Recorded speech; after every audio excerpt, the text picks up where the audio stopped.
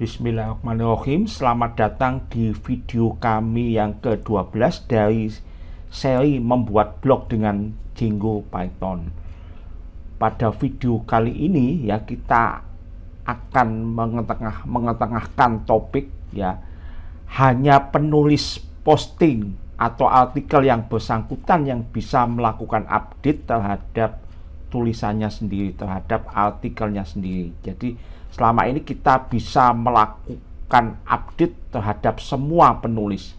Jadi kita bisa melakukan update ya, meskipun itu bukan tulisan kita sendiri, meskipun itu adalah artikel dari penulis lain. Nah, kita akan membuat sebuah user permission di Django. Jadi hanya si penulis artikel itu sendiri yang bisa mengupdate tulisannya sendiri. Dan bagi Anda yang belum melihat video-video kami sebelumnya, silakan cek link video-video kami sebelumnya dan download shortcode ada di kolom deskripsi. Nah, sekarang ini adalah blog kami sebelumnya ya, ini tinggal ada 2 posting ya. Kita akan tambah untuk 2 posting ya. Kita tambah 2 posting lagi ya, supaya kelihatan ini ada next halaman selanjutnya. Dan kita tambah 2 posting supaya untuk mempersingkat videonya kami pause untuk proses pembuatan 2 artikel lagi ya.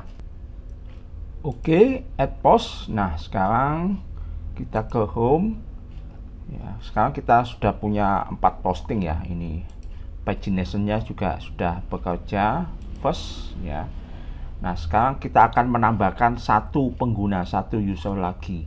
Jadi kita log out ya, kita sign up ya. Selama ini ada user admin ya, kalau Anda lihat kita hanya punya 1 pengguna yaitu admin. Jadi kita tambah 1 pengguna lagi, kita kasih nama, misalnya namanya adalah Jakmat. Kita buat passwordnya ya.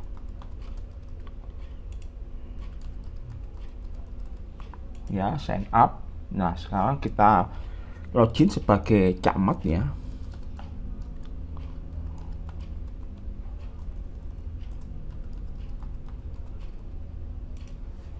Nah, kita login sebagai pengguna atau user Jakmat. Nah, pada kita klik untuk melakukan update posting dengan penulis admin ya.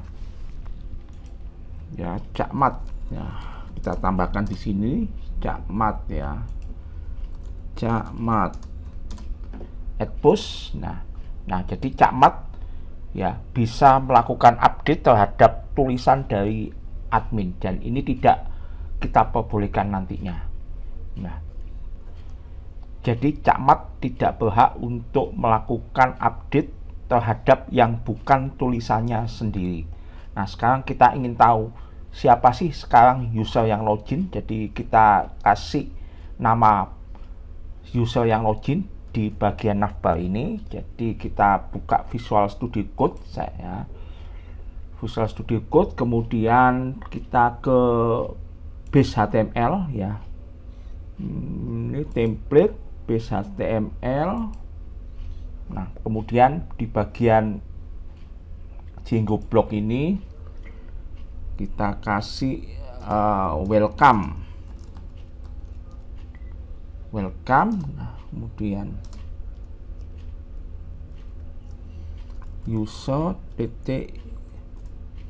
username. Kita Ctrl S untuk menyimpan ya. Welcome username ya. Kemudian kita kembali ke browser, kita refresh browsernya. Nah, jadi nama user yang login sudah ada di navbar. Jadi kita tahu bahwa sekarang yang sedang login adalah user bernama Jakmat ya. Nah, kemudian sekarang kita akan melakukan batasan, hanya penulis artikel yang berhak untuk melakukan update terhadap artikelnya sendiri. Jadi pertama kita harus membuat sebuah file ya di directory posting ya. Kita namakan filenya adalah forms.py.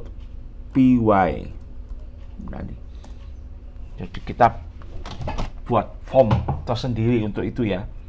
Nah, sekarang kita lakukan import terlebih dahulu.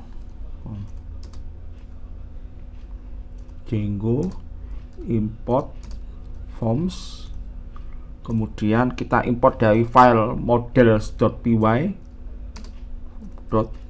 .models import posting ya. Ini adalah models.py, kelasnya adalah kelas posting. Ini kita import ke file forms.py.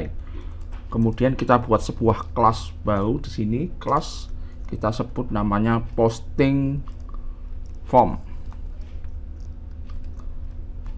Argumennya adalah ini huruf kecil ini ya, forms dot model form. Kemudian kita buat kelas meta,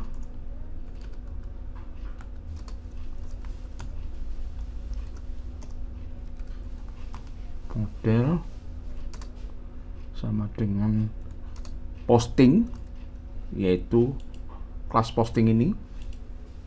Kemudian posting, dan kita isikan tabel-tabelnya, fields.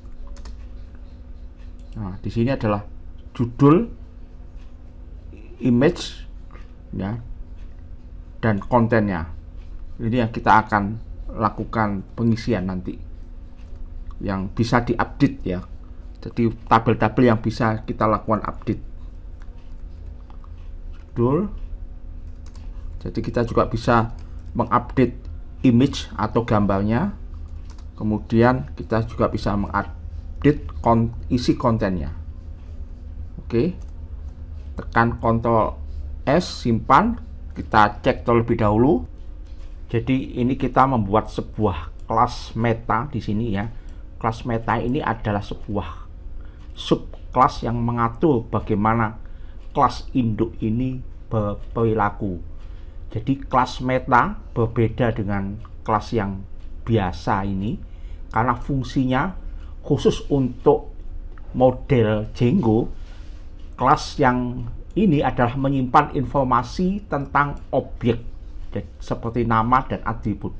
Sementara pada kelas meta kita menyimpan informasi tambahan tentang bagaimana objeknya tersebut digunakan dalam aplikasi Django ya. Nah, sekarang kita lanjut ya. Kemudian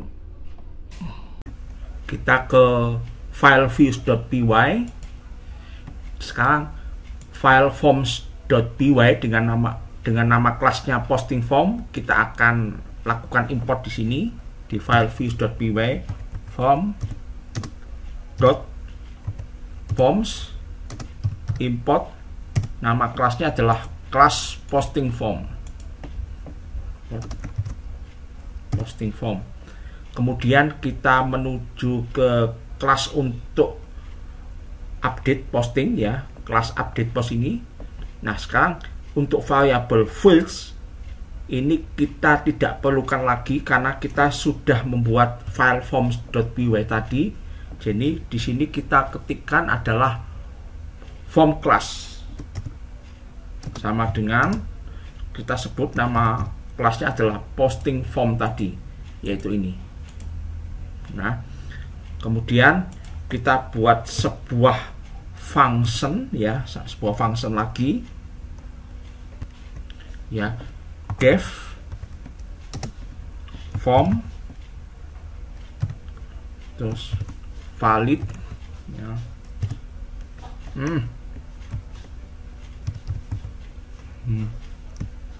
Self argumennya, kemudian form,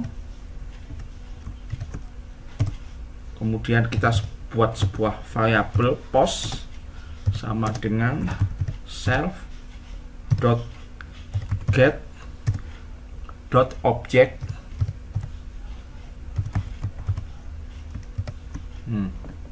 Kemudian ini bukan titik ya, ini garis bawah, objek. Kemudian kita buat conditional if self ya dot request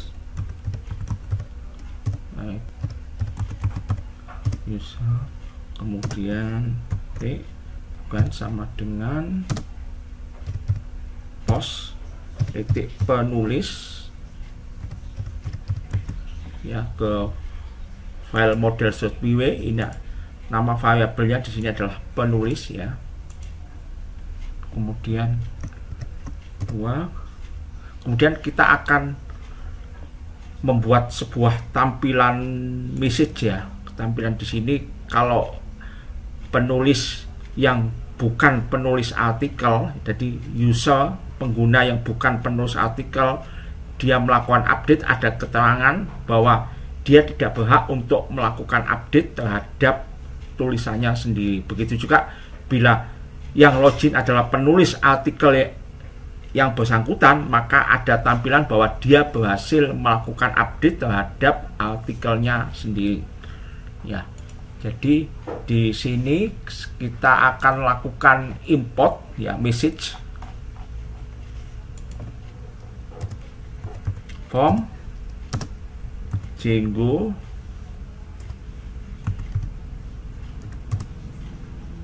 .contrib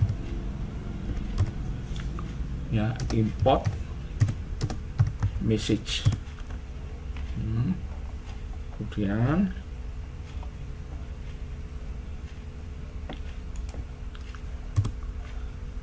message .error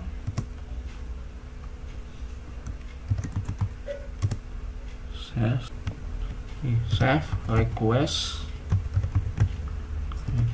Kemudian di sini kita akan tampilkan pesan ya bahwa Anda tidak berhak melakukan update ya. Kemudian return redirect. Nah, ini ada gelombang kuning, maka harus kita lakukan import redirect di sini. Redirect ya. Kembali ke kelas ya, update post, return redirect. Di sini kita akan redirect ke halaman utama. Nah, ya sudah, kita sekarang Ctrl Shift terlebih dahulu. Ya, kemudian sebaliknya kita tampilkan pesan ya, sukses self titik request koma, akan kita tampilkan bahwa post berhasil di update. Kita kasih tanda seru, ini juga kita sudah kasih tanda seru. Nah, sekarang kemudian return super form underscore valid terus form. Nah, sudah, kita cek sekarang apakah ada kesalahan dari penulisan kode. Jadi insya Allah mudah-mudahan tidak ada kesalahan penulisan kode. Jadi di sini kita akan melakukan pengecekan ya. Kita akan melakukan pengecekan apakah penulis yang bersangkutan, penulis artikel yang bersangkutan itu memang sedang login. Jadi kita akan melakukan cek apakah user yang sedang login sekarang itu merupakan penulis dari artikel yang bersangkutan. Jika dia bukan user atau bukan penulis yang bersangkutan, maka akan ditampilkan pesan bahwa Anda tidak berhak untuk melakukan update. Jadi ketika user yang login itu bukan penulis yang bersangkutan, akan ditampilkan pesan kesalahan bahwa Anda tidak berhak untuk melakukan update. Kemudian dikembalikan kepada halaman utama ya, ke halaman depan. Tapi apabila memang user yang bersangkutan itu memang adalah penulis artikel akan ditampilkan pesan bahwa post berhasil diupdate ya. Jadi itu dinyatakan valid, itu adalah penulis yang bersangkutan. Jadi form valid ini itu di dalam kelas update post view merupakan subclass dari kelas update post ini. Jadi method ini dipanggil saat form yang diterima oleh view tersebut adalah valid. Dalam method ini terdapat perintah untuk melakukan pengecekan apakah pengguna yang sedang login merupakan penulis dari artikel yang memang ingin diupdate. Hal ini dilakukan dengan memanggil method getObject. Ya, sini getObject yang mengembalikan objek post yang akan diupdate. Jadi objek dari artikel yang akan diupdate, kemudian membandingkan penulis dari objek tersebut dengan pengguna yang sedang login melalui self request user ini. Ya, jelas ya. Nah, sekarang kita akan membuat template dari message, yaitu merupakan template dari pesan ini ya. Sebelum membuat template, saya jelaskan terlebih dahulu bahwa pada file setting.py ini sebenarnya Django sudah mempunyai modul atau library untuk menampilkan pesan-pesan tertentu dalam web application-nya, dalam aplikasi web, yaitu di install up Django contrib.message ini ya. Nah, sekarang kita akan menuju untuk ke template ya. Di directory template, di frog.template kita akan buat sebuah file HTML baru bernama message.html. Nah, ya, ini adalah message.html, messages.html. Kemudian karena lumayan agak panjang, untuk mempersingkat waktu saya paste saja di sini. Anda bisa lihat kodenya di kolom link downloadnya di kolom deskripsi. Jadi ini adalah kita tampilkan sebuah conditional if beserta for loop ya untuk message-nya. Nah, di sini untuk teksnya bisa kita sesuaikan. Misalnya saya kasih H3 ya untuk size ukuran dari fontnya ya. Kemudian ini warnanya kita menggunakan kelas Bootstrap ya. Kita menggunakan kelas dari Bootstrap ini, di mana success ini adalah warnanya hijau. Jadi Anda bisa custom sendiri untuk warnanya. Misalnya kalau untuk warna merah Anda klik aja danger seperti itu ya. Nah, kemudian setelah kita membuat file message.html, kita menuju ke base HTML. Nah, di folder template ada file base.html, kemudian di bagian paling bawah ya, tidak paling bawah ya, di antara blok konten dan end block ini kita buat sebuah elemen ya. Ini adalah jadi include